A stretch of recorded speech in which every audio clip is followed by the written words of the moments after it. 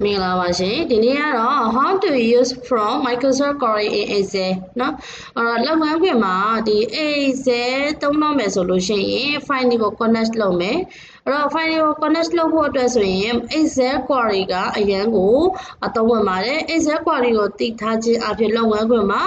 ပို့ပြီးတော့မြန်ဆန်လာပါလိမ့်မယ်เนาะအရင်ထက်10ဆပို့ပြီးတော့မြန်ဆန်လာတာကိုတွေ့ရပါလိမ့်မယ်အဲ့တော့တချို့တို့ကဒီမှာစာရွက်အသစ်တစ်ခုကျွန်တော်ခေါ်လိုက်မယ်အဲ့ဒီစာရွက်မှာကျွန်တော်က Excel နဲ့ရေးထားတဲ့ဒီ desktop ပေါ်မှာရှိတဲ့ဒီ save ဆိုတဲ့ကျွန်တော်စာရင်းကိုအဲ့ဒီ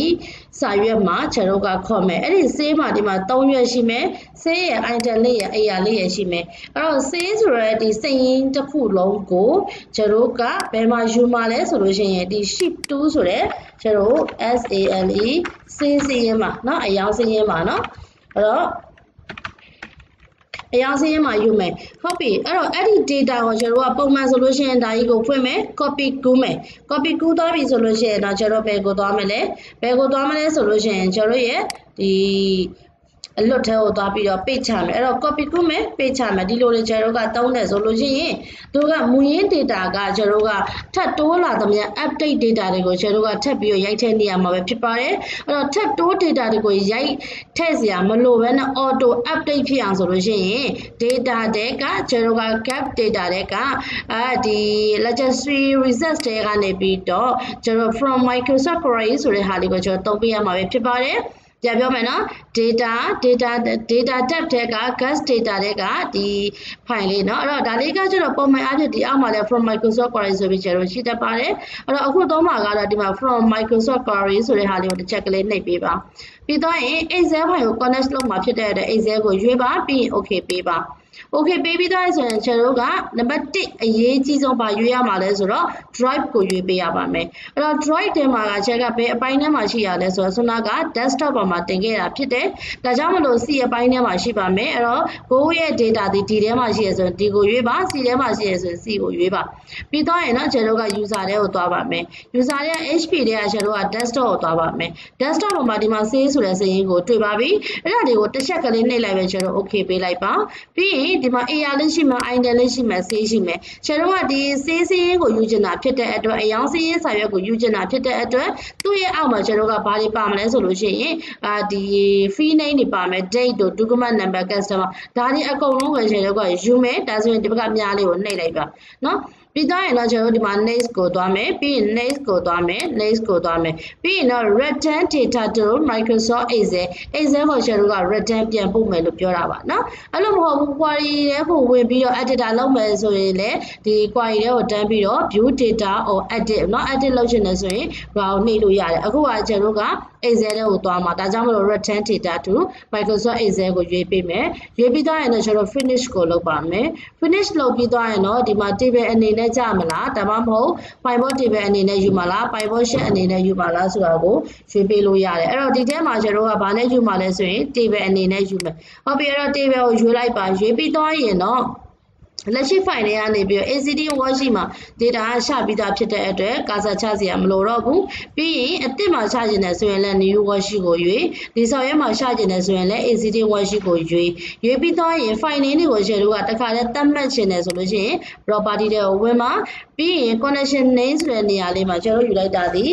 အယောင်စင်းကိုယူလိုက်တာဖြစ်တယ်ဒါကြောင့်မလို့ save ဆိုပြီးတော့ပေးလိုက်ပါပြီးရင်အရေးကြီးဆုံးအချက်လေးကပါလဲဆိုတော့သူ့ရဲ့အောက်မှာဒီမှာ refresh data one opening the file ဒါလေးမှာအမှန်ကြီးလေးကိုထည့်ခဲ့ပေးမယ်အဲ့တော့ refresh data one opening the file မှာအမှန်ကြီးလေးကိုထည့်ပါမထည့်လို့ရှိရင် update data တွေဒီ refresh လုပ်လို့လည်းရောက်လာမှာမဟုတ်ပါဘူးเนาะအဲ့တော့ဒီမှာအရေးကြီးဆုံးပဲဒါလေးကိုနှိပ်ပြီးတော့ကျွန်တော် okay ကိုပေးလိုက်ပါပြီးရင် okay ဆက်ပေးလိုက်ပါဒါဆိုလို့ရှိရင်တော့ဒီမှာ data ကရောက်လာပြီပဲဖြစ်ပါတယ်အဲ့တော့ဒီမှာ data ရောက်လာပြီဆိုလို့ရှိရင်မူရင်း data မှာကျွန်တော်တစ်ချက်သွားပြီးတော့ကြည့်ရအောင်အဲ့တော့မူရင်း data ဆေးရဲကိုတစ်ချက်ကလေးဝင်လိုက်ပါဝင်ပြီးတော့ရင်ကျွန်တော် data အောက်ဆုံးကိုတစ်ချက်သွားလိုက်မယ်အဲ့တော့ဒီနားလေးမှာကျွန်တော် data ထပ်ပြီးတော့တိုးမယ်ဟုတ်ပြီထပ်ပြီးတော့တိုးမယ်ဆိုလို့ရှိရင်တက်တစ်ချက်ခောက်လိုက်ပါဒီနေရာလေးမှာ date ကိုယူပါမယ်အဲ့တော့ current date ယူလိုက်ပါမယ် control ရဲ့ semicolon ရဲ့နှိပ်ပါဒါလေးကကျွန်တော်ကဆွဲချလိုက်မယ်နော် ဆွဲချလိုက်မယ်ပြီးသွားရင်ဒီဘက်ကဒါလည်းအပေါ်ကတစ်ခုကိုရှယ်တို့ကယူလိုက်မယ်နော်အပေါ်ကတစ်ခုကိုဒီမှာ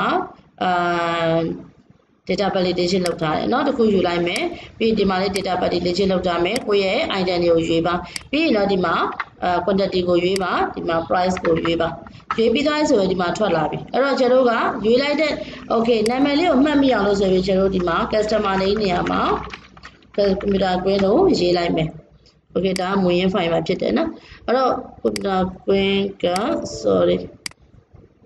okay ဒါပဲယူလိုက်တော့မယ်ပြီးသွားပြီဆိုလို့ရှိရင်တော့ဒီမှာ data ထပ်ပြီးတော့တိုးလိုက်တယ်တိုးပြီးသားသူ့ကိုတစ်ချက်စိတ်လိုက်ပါစိတ်ပြီးသွားဆိုရင်ကျွန်တော်ရဲ့မူရင်း file အောင်သွားအောက်ဆုံးတစ်ချက်ကြည့်အောင်ဒီနေ့ date မရောက်သေးဘူးနော်ဒီနေ့ date ရောက်ဖို့အတွက်ဆိုလို့ရှိရင်ဒီနေ့ date ရောက်ဖို့အတွက်ဆိုရင်ဘာလုပ်ပြရမလဲဆိုရင်အဲ့ဒီ data ထဲမှာကျွန်တော်က right click လေးကိုခောက်ချလိုက်ပါ right click လေးခောက်လိုက်ပြီဆိုလို့ရှိရင်ဒီထဲမှာ refresh ဆိုတဲ့ဟာလေးရှိတယ်အဲ့ဒါလေးကိုတစ်ချက်ကလေးနှိပ်လိုက်ပါရမယ်နော်အဲ့တော့ right click refresh ကိုနှိပ်လိုက်ပါနှိပ်ပြီးသွားရင်ဆိုရင်တော့ဒီမှာအောက်ဆုံးမှာကျွန်တော်ဒီမှာရောက်လာပါပြီဒီမှာ25ရက်2024မွေးရင်း data တွေ2018အထိပဲရှိတယ်ထပ်တိုး data တွေ2024ထဲမှာပဲရှိတယ်အဲ့တော့တချို့ကအရန်ကောင်းပါတယ်နော်ဘာကောင်းတာလဲဆိုတော့မူရင်း data မှာပြင်လိုက်တဲ့ data တွေအကုန်လုံးဒီ update data မှာအားလုံးဝင်သွားမှာပဲဖြစ်ပါတယ်ဒါလေးကတော့ Microsoft Query ရဲ့အားသာချက်ပဲဖြစ်ပါတယ်เนาะအားလုံးကိုကျေးဇူးတင်ပါတယ်ဒီရှယ်ကတော့ Computer Queen ရဲ့ Founder and Trainer ဒေါ်နာကျော်ကလည်းဖြစ်ပါတယ်နောက်ထပ်နောက်ရက်သင်ခန်းစာမှာဒီလိုမျိုးအကျိုးရှိပြီးတော့လုပ်ငန်းခွင်အတွက်အသုံးဝင်စေမယ့်နည်းလမ်းကောင်းများကိုထပ်ပြီးတော့မျှဝေပေးသွားမှာဖြစ်ပါတယ်เนาะအားလုံးကိုကျေးဇူးတင်ပါတယ်ဒီကတန်းလိုင်းဆိုမှပြောဖို့ဖြစ်9 17အောင်သွားလိုက်သွားပြီးတော့အဲ့မှာတစ်ချက်အဝါလောက်လိုက်